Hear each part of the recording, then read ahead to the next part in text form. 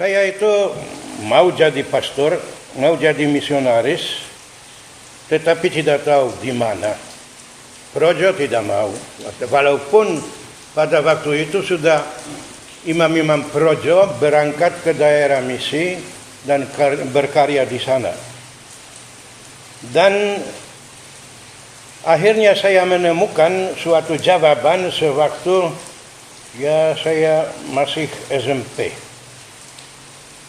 Saya ikut acara pembaharuan atau ucapan kaul pertama kawan saya yang 2 tahun lebih tua dari saya, dan di sana saya sudah menemukan atau bertemu jawaban bahwa saya harus di sana, dan itu jadi SAY. Saya masih ingat sampai sekarang bahwa kapel di sana itu kecil sekali, saya kira mungkin 1/3 dari kapel ini. Kami itu beberapa orang yang datang mengikuti acara itu, tetapi di sana saya sudah merasa selesai tugas saya tahu bahwa saya jadi SAY. Walaupun paroki asal saya itu Hati Kudus. Juga di jalan yang sama, mungkin berapa, setengah kilo dari rumah saya, sudah ada seorang frater SAY, saya malah tidak tahu. Saya yang jelas cari, tetapi menemukan itu jauh, mungkin 100 kilo dari kampung saya. Kemudian saya laksanakan panggilan itu, minta supaya diterima sebagai SAY. Setelah diterima, minta izin dari orang tua supaya diperbolehkan jadi pastor biarawan. Dan itu semuanya akhirnya selesai, dan saya masuk novisiat, kemudian pendidikan segala. Jadi imam, pada waktu itu saya baru sadar bahwa misionaris itu sepertinya tidak bisa. Karena apa? Zaman itu di Polandia itu komunis. Pemerintah tutup segala macam perbatasan, terutama untuk kaum rohaniwan atau biarawan-biarawati, untuk keluar dari Polandia. Berarti bagaimana itu jadi misionaris?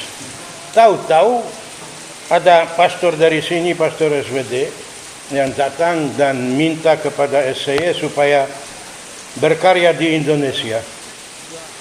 Dan juga minta kepada pemerintah supaya memperbolehkan pastor-pastor SAY berangkat ke Indonesia. Juga pastor-pastor SVD yang di Flores. Dan nampaknya semuanya jadi. Saya sudah mendaftarkan diri, dan kemudian seharusnya, tetapi saya mendaftarkan diri sebelum ditabiskan imam, baru diakon. Tetapi waktu itu saya mendaftarkan diri mau ke Indonesia sebagai misionaris, dan walaupun kami berdua yang mendaftarkan diri, saya masih ada pada daftar. Dan waktunya berangkat sebulan sesudah ditabis. Karena itu kemudian pembesar SAY ambil keputusan tidak jadi. Tetapi sudah tahu bahwa kemudian kalau ada kelompok kedua yang berangkat ke Indonesia, pasti saya diperbolehkan berangkat. Dan jadi sesudah 3 tahun, karena itu 53 tahun imam, saya juga diperbolehkan berangkat, urus segala-galanya, dan akhirnya muncul di Indonesia tanggal 26 November tahun 70. Karena itu hitungannya gampang sekali. Berarti saya begitu lancar, boleh katakan, menjalankan semuanya apa yang diputuskan oleh Tuhan. Saya baru kemudian setelah di Indonesia mengalami retret tiap tahun, menemukan berbagai macam hal yang terjadi dalam hidup saya, bahwa itu tahap demi tahap itu diputuskan oleh Tuhan. Dan itu yang kemudian membawa ke suatu kegembiraan atau kebahagiaan bagi saya, bahwa ya saya tidak akan mengalami kesulitan karena semuanya di tangan Tuhan. Dan betul saya berkarya di Sumatera 18 tahun, tahu-tahu kemudian disuruh ke Jakarta yang tidak pernah muncul dalam kepala saya. Saya dulu hanya sembahyang supaya jangan ditugaskan di Palembang, karena Palembang itu kota besar. Saya di pelosok saja. Tahu-tahu disuruh ke Jakarta. Karena apa? Karena pastor yang lain yang diharapkan menolak. Saya sebenarnya juga mau menolak, tetapi bagaimana ya? Akhirnya disuruh berangkat ke Jakarta untuk lihat Bidara Cina, gereja atau paroki Santo Antonius dan segala usaha di sana. Saya pulang dari sana dan ngomong, ya kalau ada yang lain kirim ke sana, saya tidak. Tetapi tetap disuruh ke sana. 13 tahun. 13 tahun di Jakarta. Kemudian dibuka kemungkinan untuk di Papua. Tapi itu sudah proses beberapa tahun. Karena SCY berkembang dan kemudian merasa bahwa jumlah anggota besar dan kami tidak terikat oleh Palembang atau Sumatera. Karena dulu itu diberikan oleh Paus kepada SCY supaya melayani umat di daerah Sumbaksel, berarti Sumatera bagian selatan, Lampung, Palembang, Jambi, dan Bengkulu.